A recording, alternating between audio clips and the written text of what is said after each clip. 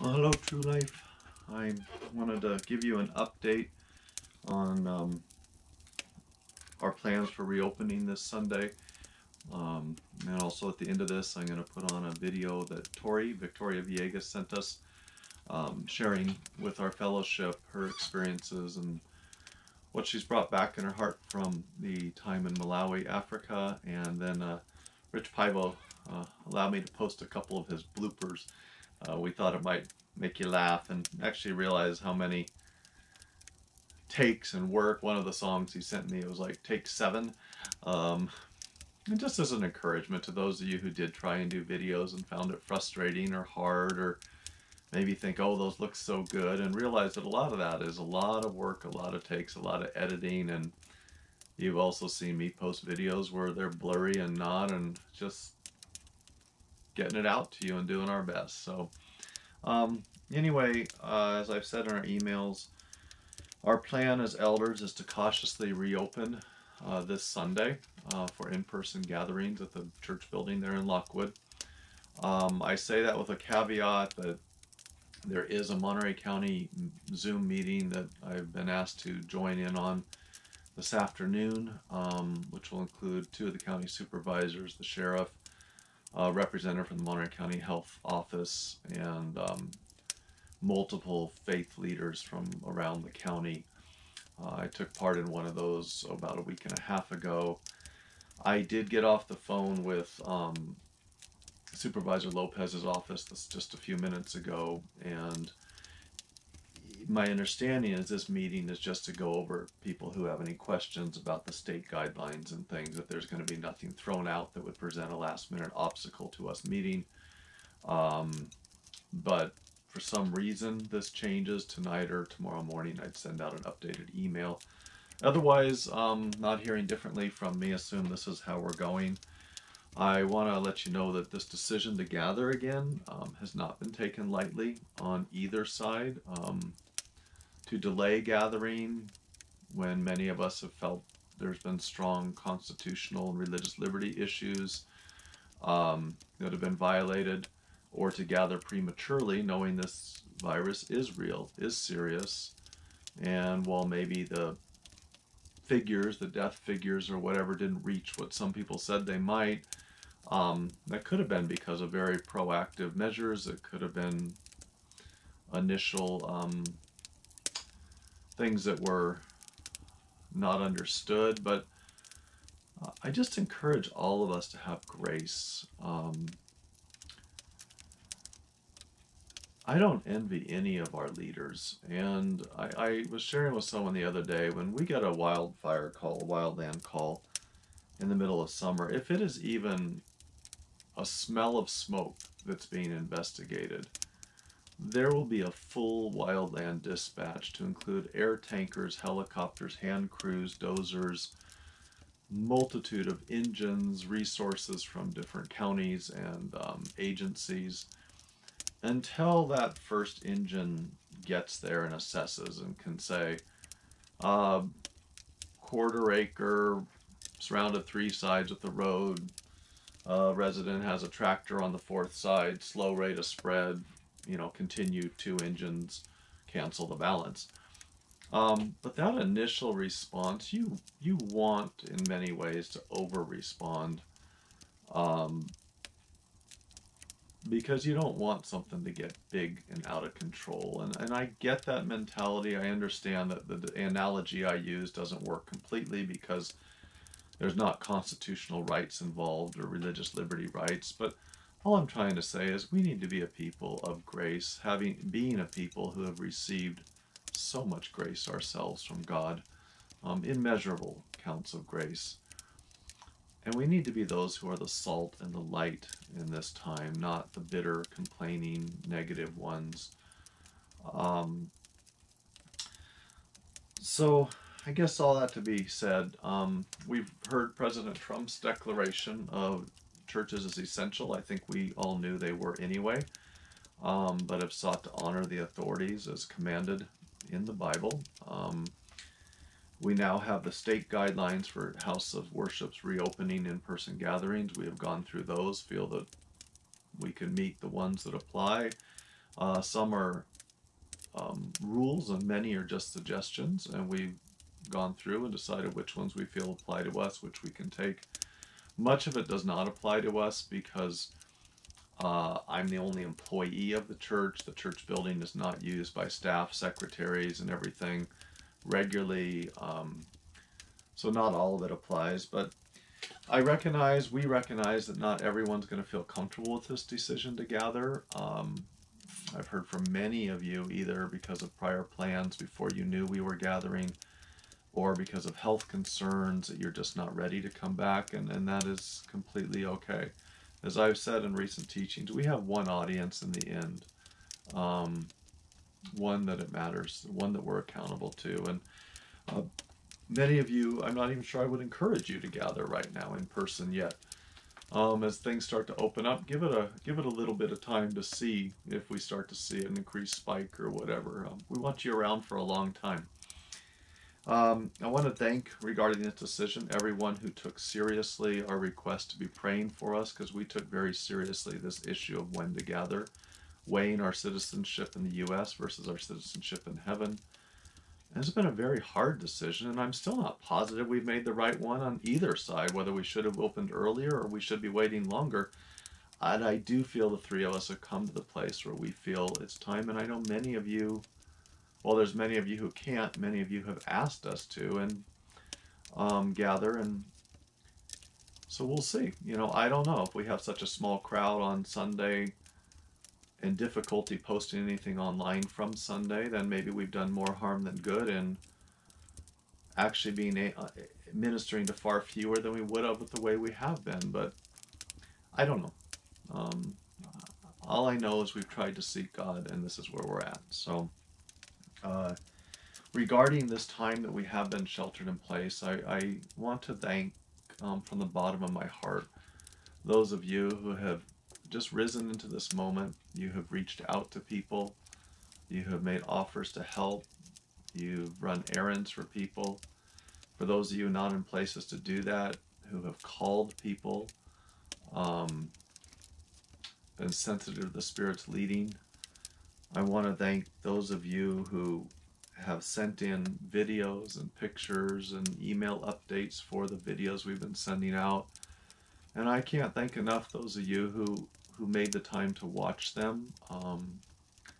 As elders who believe this is what God told us to do for this fellowship, when we know that our hearts are being honored and we are being respected in that position, I can't tell you how much that means. When we ask you to send in stuff and to help us with this, be it a still picture or an email, even if you're not comfortable with video and you do, a song.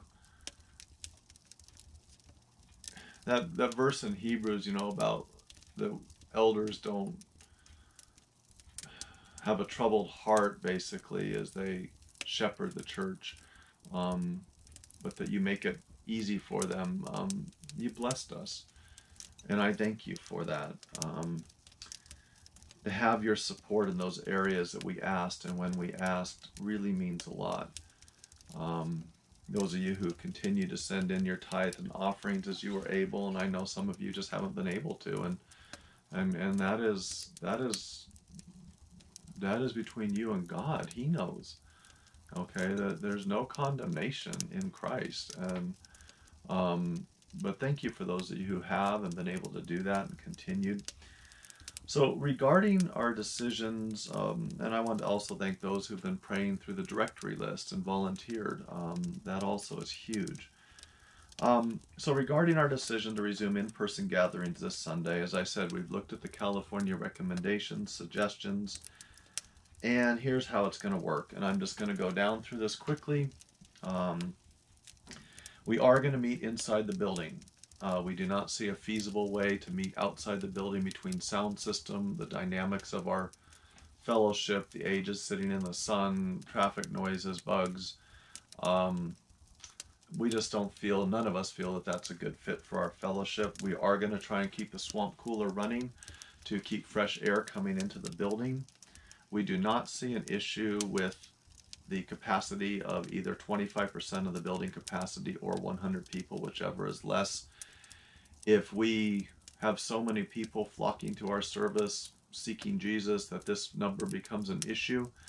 And I'm sure we will gladly talk about a second service or other ways to minister. But so right now, that is where we're at. We will not be having children's church in these beginning weeks. We're not really seeing a way to keep that distance among the kids, who also tend to touching and close. But that being said, Dell and Denny have been over there painting. All 3 rooms are painted, different color each one. They look awesome. Kathy and Marianne have been working over there, and we've hauled some of the old furniture to the dump and reorganizing. So feel free to ask for a tour. I know Marianne or Kathy, any of them would love to just show you what's been done over there. You know, and again, and along those lines, again, thank you during this time to those of you who worked at the church, who mowed at the church, who painted at the church, who pulled out your weed eaters at the church, who cleaned out alcoves at the church, who just took ownership of that little corner of Lockwood we've been trusted with, and thank you. It really means a lot. Thank you. In accordance with state guidelines and Monterey County orders, I'm going to list these. I would ask that they would be honored, but I am not going to be an attendance police. I'm not going to throw someone out. This is the list. Maintain social distancing in visiting and in sitting during the service. Sit at least 1 row apart from other groups. Family groups may sit together. I'm asking we do not congregate near the entrance where people, as they come through the door, have to pass close to other people. At this point, we're not going to have community hot, cold water or coffee. Bring your own hot drinks or water bottles. Monterey County still has a requirement to wear masks for the safety of others around you. And I know that many resent that, and for many the breathing is actually difficult, and you're going to have to decide how that works. I will not be wearing one while I teach. I will probably be wearing one in the back. If you are in a place where there is no one, 10 feet in front of you, and you're not turning to the left or right, and that mask is hard for you to breathe and stuff, then leave that on you. You do what you feel is right. I do encourage you to see the masks as a gift to others, not as an infringement on yourself. I went on a fire call this week, and it was an elderly person, and I knew I'd be close to them as I was asking questions, checking BP and pulse and things, and I put on a mask for them because I've been around people. I've been on fire calls and have met with people, and so I wanted to protect them in case I had something I didn't realize. It wasn't that I was worried about what they might have.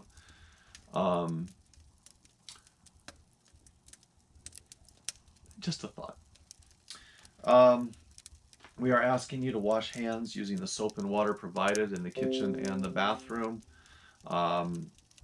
We will not have hand sanitizer there, but hand sanitizer is really a stopgap, my understanding, for when soap and water is not available. We do have a hand soap. Wash, as Amy Mayfield said, sing the doxology twice, get it all foamy and all over, and good to go. I would ask you to avoid touching common areas as much as possible.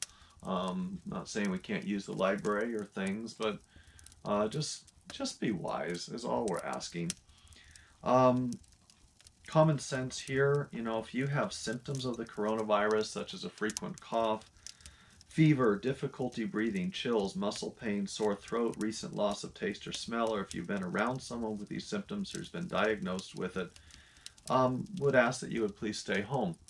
Now, that being said, the Bible commands us to pray over the sick. And so if you're feeling these things, let us know. I'll come over and we'll pray over you, okay? So we're just trying to find that place of honoring, of protecting each other, not living in fear, being in faith, but not testing God either. And so this is just, I think, loving our neighbor as ourselves. But it's not making you a leper either, where you got to be around. Well, come, we'll pray over you, okay? Well, I mean, I go on fire calls and I got to put on gowns and masks and everything else, but we still come, and we can come to you. So anyway, I think you guys get the point. We're going to be cleaning the kitchen counters and bathrooms with a bleach solution between each time the building is used. At this point, small group in-home meetings are not sanctioned by True Life Christian Fellowship. We will address that issue in coming weeks. Or as youth group meetings, although we're probably just going to roll right into our summer break at this point, maybe do something for graduations once I hear back from our graduates what's going on. Women's groups, men's group are still for a few weeks. We are not going to be sanctioning those as True Life. That being said, what individuals do on their own is up to you as individuals on your own. It is my hope to find some means to record the music and the teaching from Sunday. At a minimum, audio format. I'd love to find a video way. I don't know how to do this really right now. But we'll see.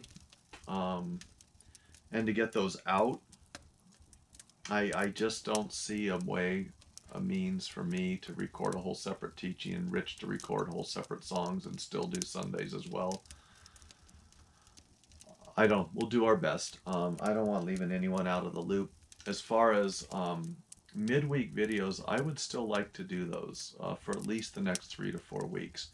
And as such, I am asking again for you, please send me a song, send me a video of you saying hi to people or showing some craft you're working on, or tell about a verse, send a still picture of you if you don't want to do video, an email update. I was blessed. Jack and Lois sent me an email and just said, let everyone know we're doing good, and I know Lois got tons of calls for her birthday, and they're doing well, and I'm glad.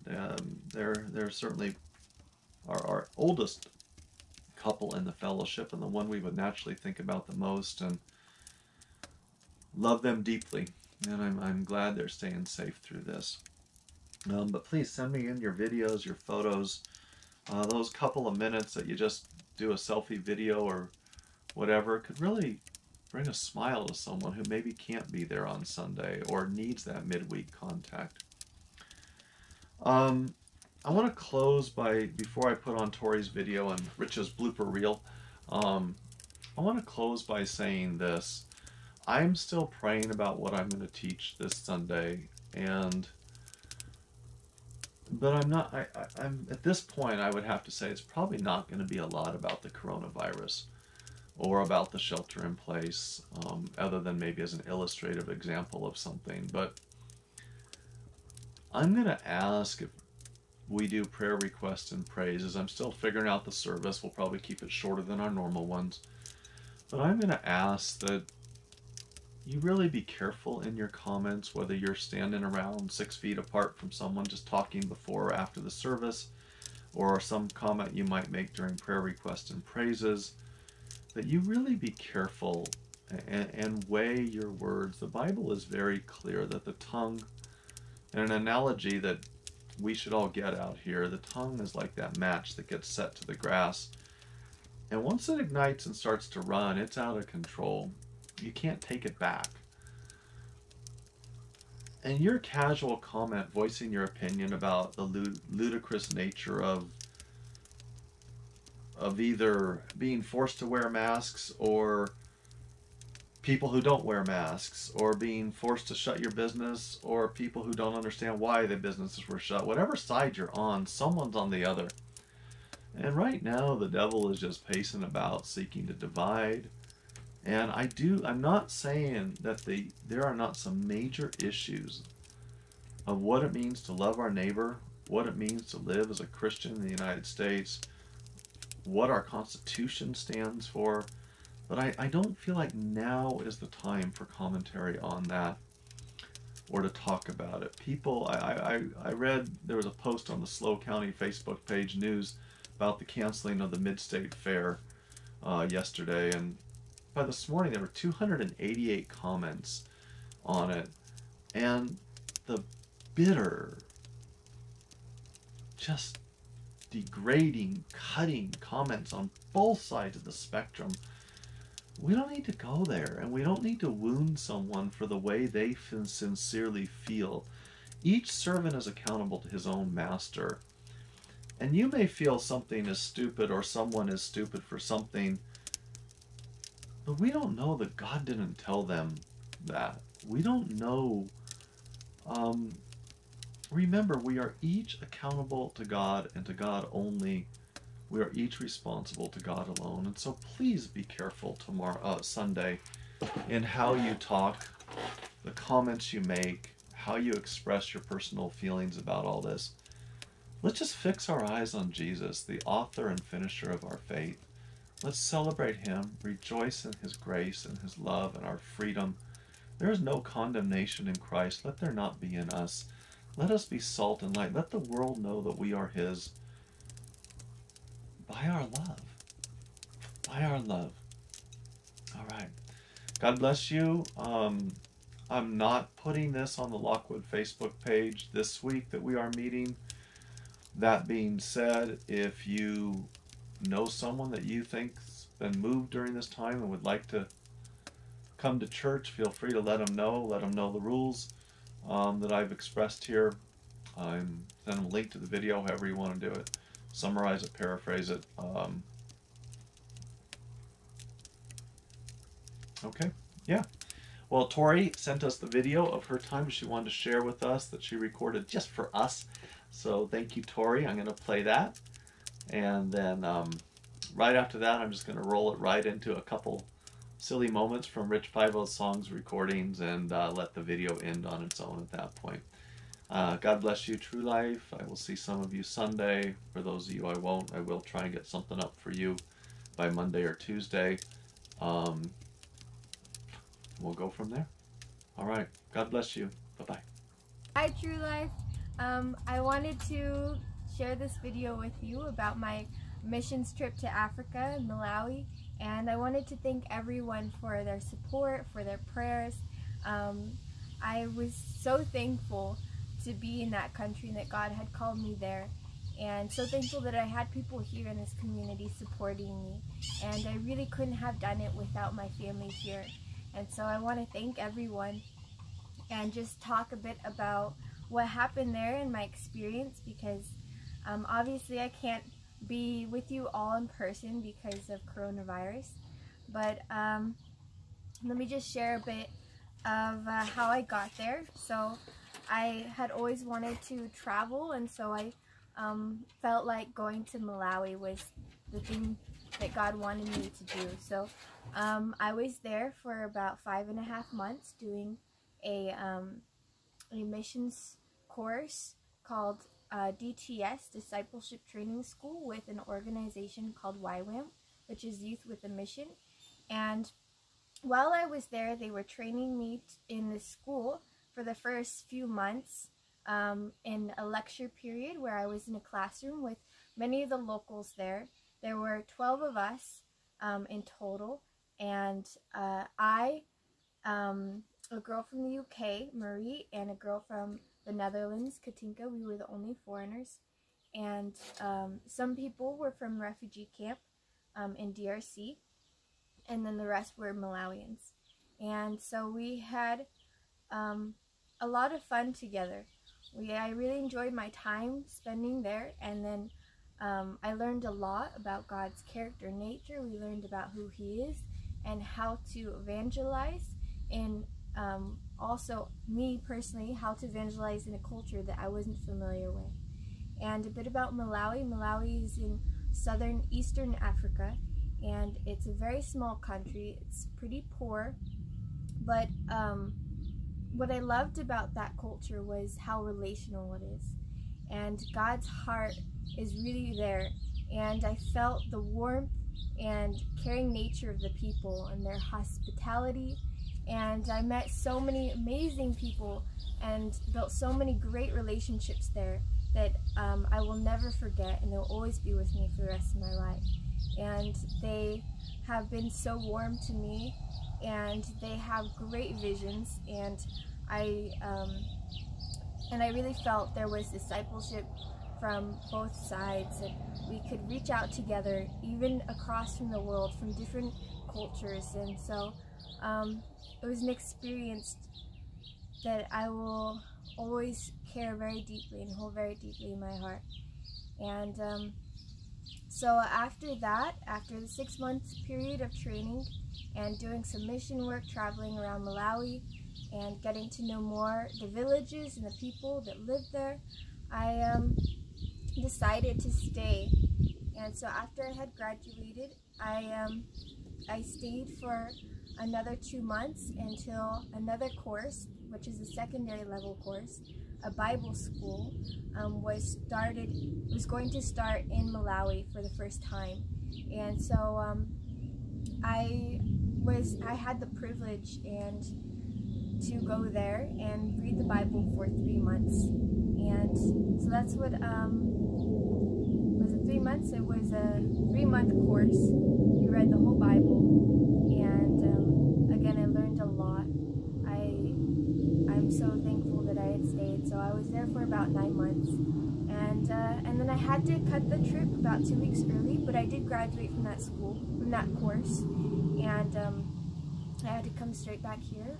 But I'm actually really glad that I'm here back home with everyone, and I know that God, He wanted me here, and so I'm where I'm supposed to be. But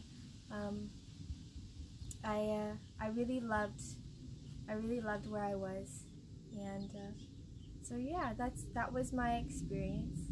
And if anybody has any questions about my trip, or if they're interested in missionary work in the future, you can always contact me or contact Eric and Marianne, and they could probably let me know, and I would love to help. I would love to share more, or help you if you're thinking about going a similar route. And so yeah, thank you. This is a simple song. Doxology.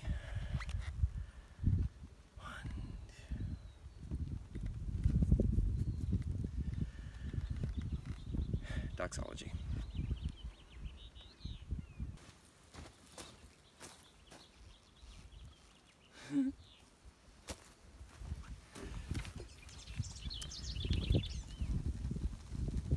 You gave your life away. Take one, hopefully. Horse is busy.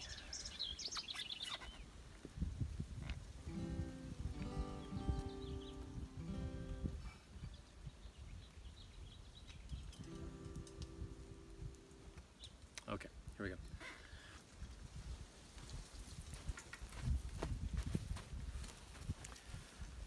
Heart of Worship, take 7.